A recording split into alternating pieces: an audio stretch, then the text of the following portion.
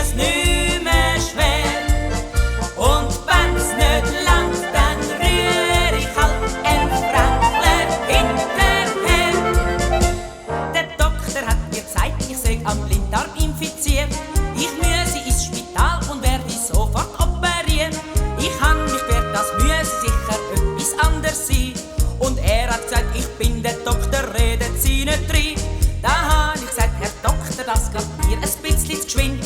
Ihr schneidet mich vergeblich auf, weil man bei mir nicht findet. Den Blinddarm haben Sie mir doch schon vor 3 Jahren rausgenommen. Den han ich rausgenommen. Jetzt ist der 2.